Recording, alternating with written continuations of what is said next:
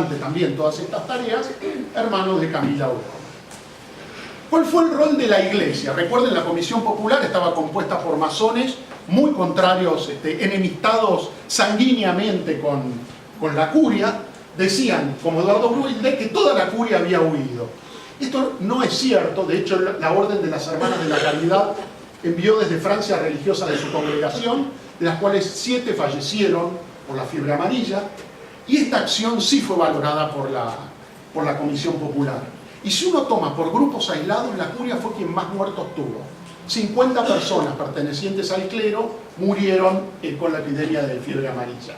Eduardo O'Gorman, otro más, hermano del jefe de policía y hermano de Camila O'Gorman, era el párroco de San Nicolás de Bari, Santa Fe y Montevideo, creo que es, o Paraná. Y que fundó un asilo de huérfanos, claro, porque los que morían todos, los que sobrevivían los niños, no había lugar donde asilarlos. Este asilo de huérfanos después fue sustituido por la Sociedad de Beneficencia. Como les decía, fallecieron más de 50 sacerdotes.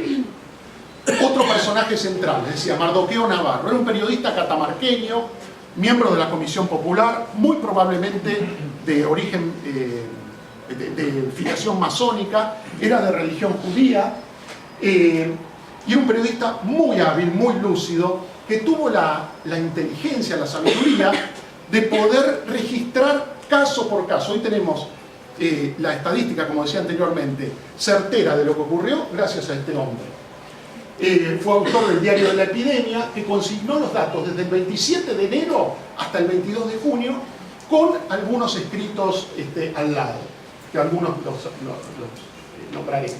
Esto está en Anales del Departamento Nacional de Higiene, número 5, año 4, 1894, quien quiera registrar su estadística.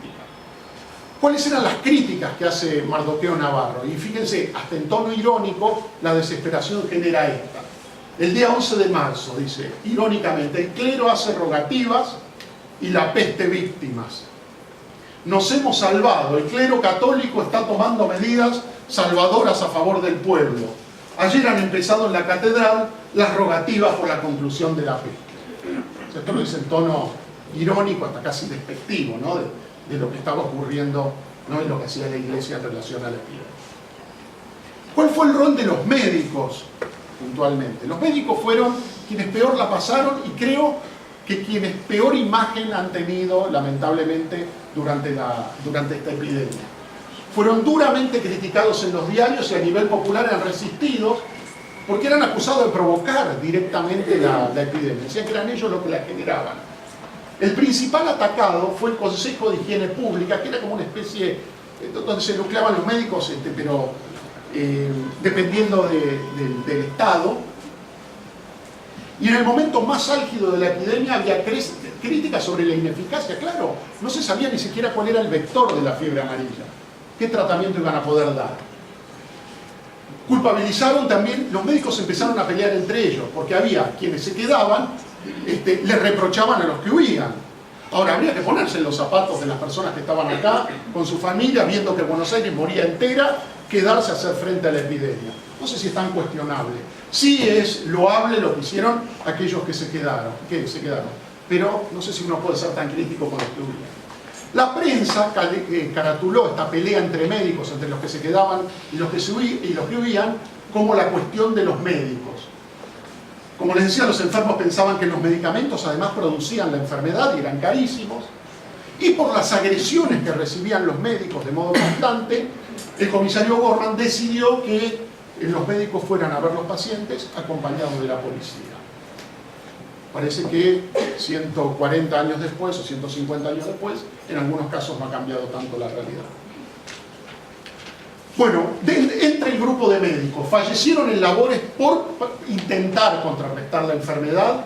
Miren el listado. Manuel Gregorio Argerich, el que hizo el primer diagnóstico, su hermano Adolfo, Francisco Javier Muñiz, Zenón del Arca, que era decano de la Facultad de Medicina de la Universidad de Buenos Aires, Caupolicán Molina, Ventura Bosch, Sinforoso Moedo, Guillermo Zapiola y Vicente Ruiz Moreno. Vicente Ruiz Moreno, nosotros contamos gran parte de nuestros datos porque su hijo, creo que el nombre era Leopoldo, no recuerdo bien en detalle, hizo un libro en el cual cuenta cómo fue la epidemia desde la vista de la Comisión Popular. Otros médicos que permanecieron en su puesto y sobrevivieron fueron Pedro Mayo, el nombre del hospital naval actual es Pedro Mayo, José Juan Almeida, Juan Antonio Argerich, Eleodoro Damianovich, cuyos bisnietos y tataranietos siguen ejerciendo la medicina, Leopoldo Montes de Oca, Juan Ángel Golfarini, Manuel María Viedma y Pedro A. Pardo. Hubo muchos médicos más, entre ellos este señor. Yo no sé si alguien lo conoce o alguien ha visto esta foto.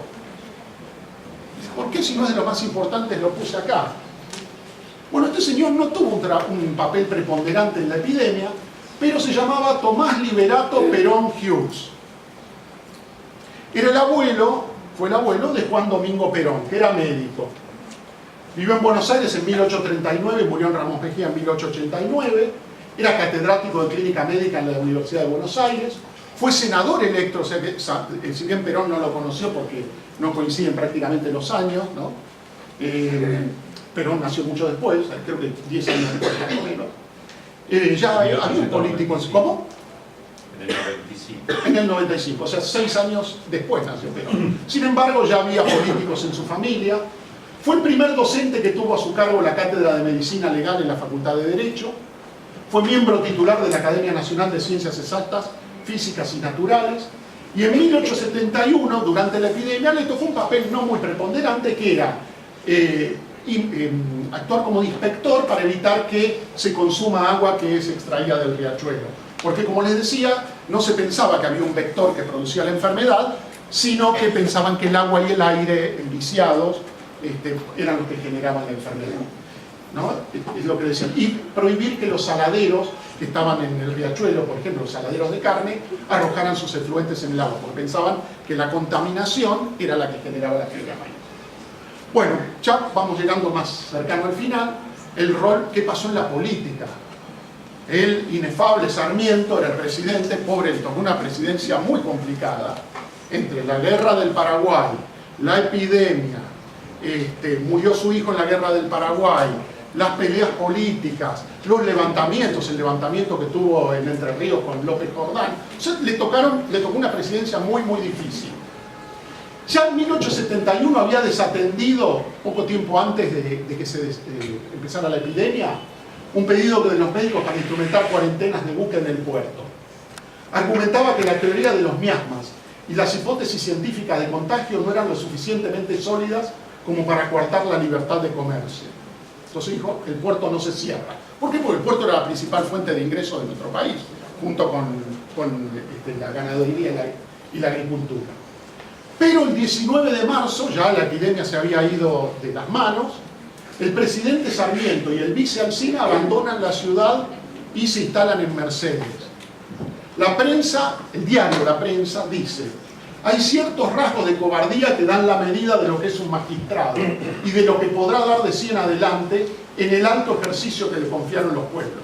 No solamente eso, dice, se fue con una comitiva de 70 zánganos, los zánganos eran funcionarios del gobierno nacional, hacia Mercedes. El diario La Nación, que era propiedad de Bartolomé Mitre, no desaprovechó esta oportunidad que le dio Sarmiento huyendo de Buenos Aires, ya que si bien habían sido aliados o hasta incluso se dice que han tenido una amistad, la política los separó, dice, irreconciliablemente. Y Mitre era un tenaz opositor de Sarmiento. Entonces Mitre se queda en Buenos Aires, su hijo se queda, de hecho Mitre y el hijo se contagian fiebre amarilla, pero no la forma letal.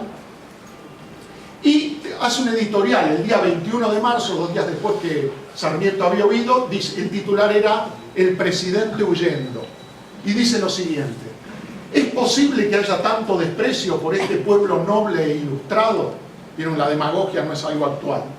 Que lo veamos huir repatingado, que tuve que buscar qué era, que es como cómodo, y lleno de comodidades en un tren oficial, en vez de subir un carruaje para recorrer el hogar del dolor a visitar los hospitales y lazaretos, dando ejemplo de un valor cívico que estimularía y levantaría el espíritu público. O sea, no perdió la oportunidad Mitre de intentar destruir a Sarmiento. Cuando pasó la epidemia, volvió Sarmiento y terminó su mandato. Consecuencias económicas. El 10 de abril los gobiernos nacional y provincial decretan feriado hasta fin de mes. Hay parálisis de la administración pública del sistema bancario. ola de quiebras y caída vertical de la actividad económica. Los diarios cerraban uno a uno porque entre que no había gente, no había dinero. El único que se mantuvo regularmente fue La Nación de Bartolomé Mitre. Pero la prensa lo hacía solamente con una edición de emergencia. Bueno, se llega como todo al fin de la epidemia. A partir del 12 de abril las cifras comienzan a invertirse lentamente. El día 20 los fallecimientos de 563 bajan a 100. Coinciden, entonces dicen, la epidemia está bajando, vuelven los que estaban fuera de la ciudad. Pero hubo un nuevo rebrote, que esto dicen dio la sensación de desmoralización completa, pensando que esta epidemia no iba a tener nunca fin. Sin embargo, en el mes de mayo la curva descendente se mantiene, hasta que el 2 de junio no se registra ya ningún caso. Víctimas. La cifra oficial, que es la que se tomó de la estadística de Mardoqueo Navarro, dice que murieron 13.614 personas, el 7% de la población. Ustedes dicen, bueno, no parece tanto. Tengan en cuenta que hoy en Buenos Aires, con 3 millones de habitantes, mueren aproximadamente 40.000 personas por año. Acá, en 4 meses, murieron 13.614 personas. La mitad de ellos fueron niños y cayeron luchando contra la epidemia 50 sacerdotes, 12 médicos, 5 farmacéuticos y 4 miembros de la Comisión Popular, particularmente su presidente y su vicepresidente. ¿Cuáles fueron las consecuencias post-epidemia? Después de la tragedia, obviamente, se debatió sobre la necesidad de obras cloacales y agua corriente, porque aunque parezca mentira, el agua corriente en nuestro país no se colocó como un medio de abastecer las casas, sino que el agua más purificada se necesitaba para que funcionaran las locomotoras, porque el agua que nosotros consumíamos no servía para las calderas. Entonces, el Palacio de Aguas que hubo, el primero, donde hoy está el Museo Nacional de Bellas Artes, fue donde se utilizaba esa agua para las locomotoras. Solo se encararon, después de la epidemia de 1871, obras cloacales y de agua corriente para el Barrio Norte y la Recoleta. Y recién, en el año 1930, Buenos Aires tuvo agua corriente en toda la ciudad y cloacas. Las casonas de San Telmo y Montserrat, en vez de haber sido destruidas, sabiendo, como decían, que eran un tálamo de las pestes, se convirtieron en rentables e insalubres conventillos, propiedad de las familias más pudientes. Recién, como decía, en 1930, las cloacas y el agua potable, o sea, 60 años después, llegaron a la mayoría de los barrios de Buenos Aires. Bueno, muchas gracias.